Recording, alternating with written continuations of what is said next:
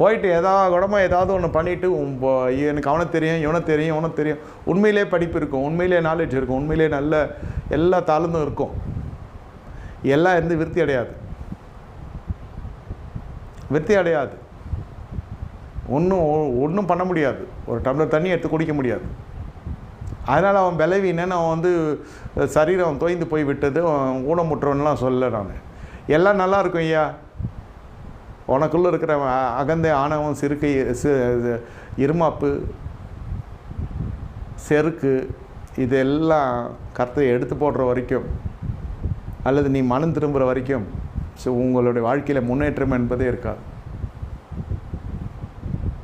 சிலதான் பெரிய பெரிய மலையை தாண்டி வந்து கொண்டு இருப்போம். இப்போ திரும்பி பார்க்குறப்போ இது போனோன்னு ஒன்று அடுத்த ஸ்டேஷன் வரும், அடுத்து வரும். ஒரு பிரச்சனையாக சார்ட் அவுட் பண்ணே வருவாங்க.